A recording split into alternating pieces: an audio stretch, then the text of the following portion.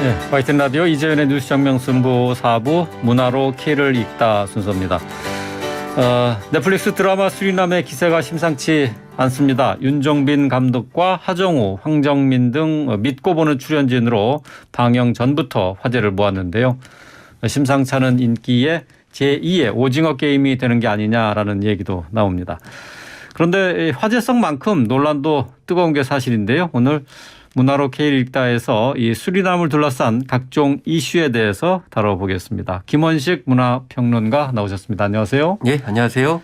자, 이 드라마 뭐 많은 분들이 보셨을 텐데 그래도 이제 보지 않은 청취자분들도 있을 거고 네. 수리남 어떤 드라마인지 간략하게 네. 좀 소개를 들어볼까요? 네, 보지 않으신 분이 더 많을 거라고 생각이 드는데요. 예.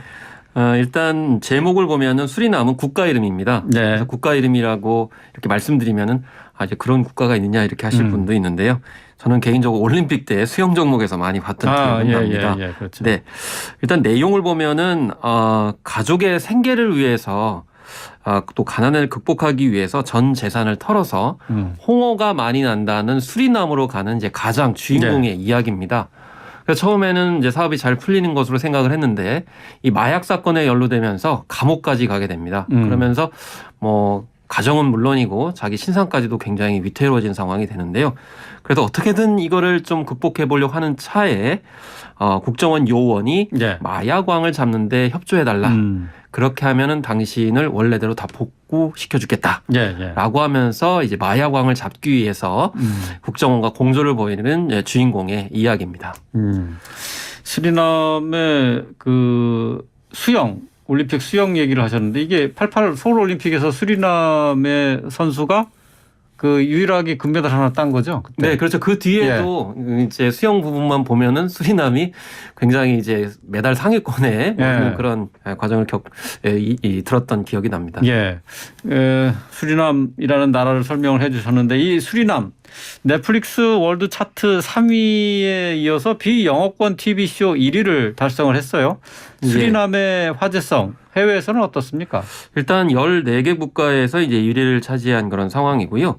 북미권에서도 반응이 뭐 상위권에 오르고 있습니다. 아무래도 북미권에서 이렇게 반응이 있는 이유는 미국이 멋지게 굉장히 해결하는 모습 나오거든요. 아마 그런 원인이 있는 것 같고 또 우리나라 드라마에서 반응이 좀 괜찮았던 남미 쪽에서는 또 반응이 좀 뜨뜻미지근합니다. 아무래도 중남미 국가를 이제 마약의 어떤 소굴인 것처럼 그렇기 때문이 아닌가 이렇게 생각이 드는데요. 무엇보다도 이 지금까지 넷플릭스에서 상위권을 차지했던 콘텐츠를 보면 좀 로맨스 유형의 작품들이 많았습니다. 그런데 이 수리남은 원래의 넷플릭스 콘텐츠의 특징인 장르물에 가깝습니다. 그러니까 범죄 액션물이거든요. 그래서 좀 잔인하고 또 폭력과 이런 이제 문제되는 장면들이 많이 나오기 때문에 제가 뭐 강추는 하지 않지만은 그래도 이 넷플릭스라고 하는 글로벌 OTT의 어떤 정체성에 맞는 콘텐츠가 오랜만에 나왔기 때문에 아마 이용자들이 많이 몰리는 게 아닌가 이렇게 생각을 해봅니다. 이 드라마에서 보면은 수리남이 참 마약 국가 아주 뭐 엉망인 나라로 이게 표현이 되는데 그래서 이제 수리남에서는 이 드라마에 대해서 분노를 표시하고 있어요. 수리남의 외교부 장관이 법적인 조치까지 고려 중이다라고 밝혔는데 이거 어떻게 된 겁니까? 그렇습니다. 이 작품에서는 이제 마약왕을 이제 체포하는 과정에서 수리남을 좀 부정적으로 많이 그리고 있는 것은 사실입니다. 심지어는 쿠데타로 정권을 잡은 대통령이 마약왕의 로비의 대상이 돼서 많은 돈을 받고 일종의 이제 뒤를 봐주는 그런 역할로까지 나오니까요. 그리고 전 국민이 대부분 마약을 이제 통해서 이제 생계를 해결하는 것으로 이렇게 그려지고 있기 때문에 그런 면에서 문제 제기를 하고 있는 건데 특히 그간 마약 문제를 해결하기 위해서 정부가 굉장히 많이 노력을 해왔는데 그런 노력을 지금 수포로 만들고 있다라고 하면서 이 법적인 조치를 이제 취하겠다 이렇게 언급을 했고요. 다만 이 수리남 정부에서 공식적으로 우리 정부한테 요구한 것은 없습니다.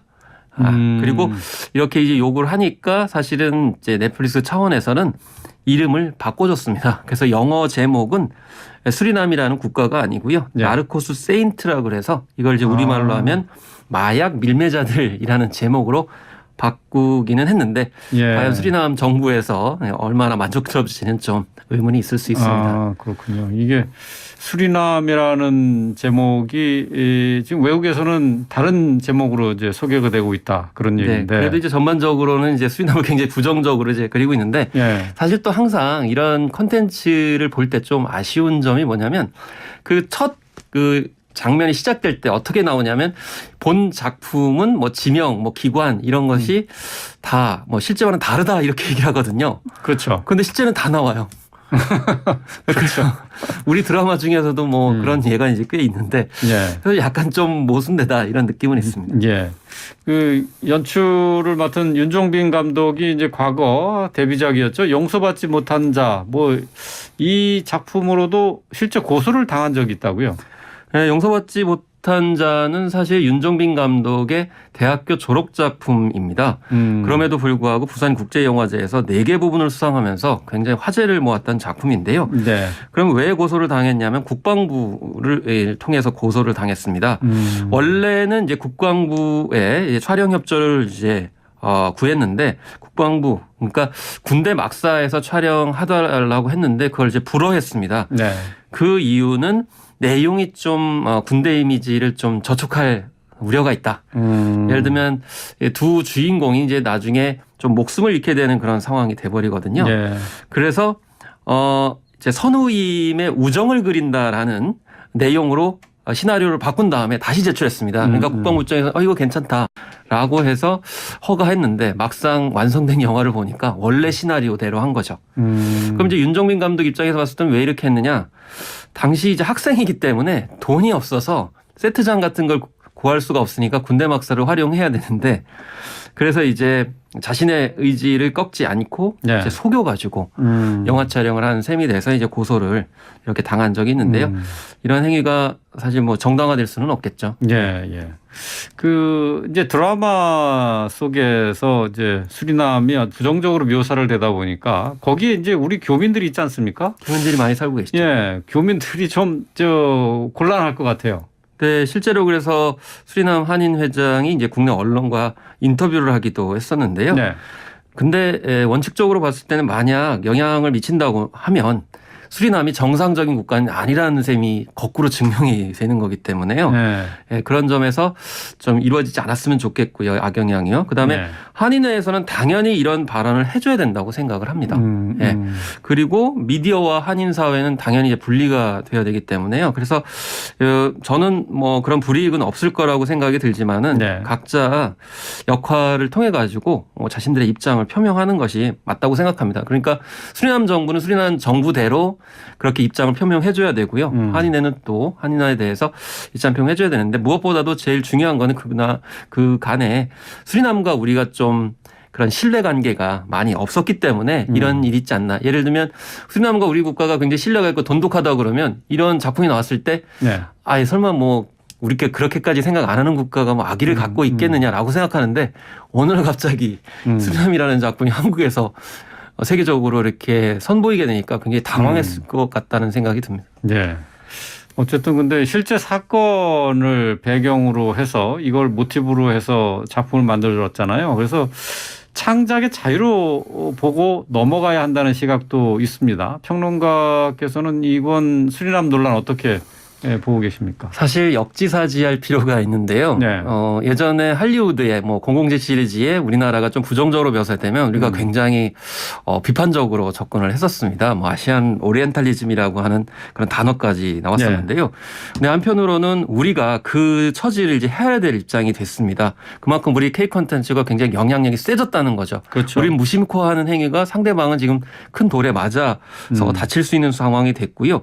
그래서 국내에서는 희화하거나 단순히 폭력 소재로 동남아나 제3국가 특히 흑인 이런 이제 대상화가 이제 암암리에 통용됐다고 하면 예. 이제 글로벌 무대에서는 그렇게 하면 안 된다는 거죠. 인종차별적이거나 이런 것들 보여주면 안 되고 특히 우리나라가 연변 동포들에서 굉장히 부정적으로 그려가지고 예, 예. 황해라든지 범죄도시 그리고 최근에 범죄도시 2 같은 경우는 베트남에서 상영이 금지됐습니다. 예, 그렇다면서요. 예, 그래서 우리 관광객이 납치되고 살인되는 그런 무법천지인 것처럼 그려졌기 때문인데 그런 점에서는 좀 조심해야 되고요. 이 해외뿐만이 아니고 국내도 영화 곡성이라든지 부산행이 흥행했을 때도 지역에 대해서 굉장히 부정적으로 그린다고 그래서 좀 지자체가 항의를 했거든요. 예. 사실 우리가 범죄 보도를 할 때도 그 어떤 특정 지역을 들어가지고 보도하는 건 좀 적절하지가 않거든요. 예. 예. 예. 그래서 뭐 어떤 지역의 무슨 살인사건 이런 거보다는 그 피해자나 공격하거나 범죄를 저지른 사람을 이제 중심으로 보도하는 게 맞는데요. 다만 좀 아쉬웠던 건 뭐냐면 이 수리남의 그 시간적 배경이 언제냐면은 1960년대부터 7, 80년대를 거쳐가지고 스마트폰이 나오지 않던 한 2000년대에서 2000년 10년 초반 2000년 이 안 초반. 되는 시점. 아, 그렇군요. 그러니까 과거의 얘기입니다. 네, 그러니까 네, 만약에 네. 수리남의 현재 모습을 이렇게 그렸다 그러면 네, 네. 수리남 정부의 지적이 굉장히 정확하게 맞죠. 근데 과거의 이야기가 분명히 그걸 과거라고 밝히고 있어요. 예, 예. 그리고 두 번째는 또 다른 보도가 뭐냐면은 이제 수리남 국민들의 지적이었습니다. 과연 그럼 수리남에 범죄가 없느냐? 이렇게 또 지적하는 수리남 국민들이 있었거든요. 그러니까 이게 입장 차이가 좀 다를 수가 있다. 그러니까 중요한 거는 수리남에 문제가 있다고 그러면 그걸 해결해야 되는 거죠. 예, 뭐 이렇게 좋게만 그리는 게 아니고 한국도 마찬가지로 오징어 게임이나 기생충이 높은 평가를 받았던 것은 우리 문제를 드러내놓고 또 전 세계적인 보편적인 어떤 해결 방안을 모색했던 거기 때문에 네. 수리남도 그런 관점에서 좀 접근해야 될 필요성은 뭐 약간 있다고 생각합니다. 예. 근데 이 수리남을 비롯해서 최근에 이 마약을 소재로 한 콘텐츠가 조금 늘고 있는 게 아닌가 싶어요. 네. 많이 좀 보게 되는데 이게 결국 그 마약에 대한 호기심을 부추기는 것 아니냐 예. 이런 우려가 좀 있습니다. 일단 저는 이 현상은 문화 지체 현상인 듯 싶습니다. 그러니까 현실의 마약 문제를 이 마약을 다룬 콘텐츠들이 거의 비유하자면 80년대, 90년대 방식으로 그리고 있습니다. 그러니까 네. 80년대, 90년대 방식은 뭐냐면 조직폭력배가 마약을 다루는 내용으로 다루고 있는데요. 예. 그렇지만 지금의 마약 문제는 그런 조직폭력배들이 특정하게 다루는 게 아니고 수림담도 마찬가지입니다만은 SNS라고 하는 테크놀로지를 통해 가지고 은밀하게 일상으로 굉장히 많이 와 있거든요. 그런 부분들을 채 반영을 안 하고 있는 것이 대부분의 작품이고요. 두 번째는 콘텐츠도 문제지만 일상 브랜드도 굉장히 문제라고 생각합니다. 예를 들면 마약이 들어가는 상호명이 너무 많습니다. 예를 들면 김밥, 예. 떡볶이, 커피 이런 데 마약이라는 단어가 무심코 들어가고 있거든요. 예, 예. 그러면 새로운 세대 입장에서 봤을 때는 굉장히 연성화돼 가지고 마약을 그냥 기분 좋게 하는 그런 차원의 그렇죠. 물질로 인식할 수 있기 때문에 그래서 컨텐츠뿐만이 아니고 이런 상품 서비스에도 마약이라는 단어가 너무 남용되고 있다라는 점도 같이 생각해 볼 필요가 있겠습니다. 예. 뭐 드라마에서 과거에 얘기를 하고 있다고 하지만은 그거 자체도 어쨌든 부정적인 영향은 뭐 피할 수 없는 것 같고 좀 마약에 대해서 거부감을 많이 줄여주는 거 아니에요? 이런 게?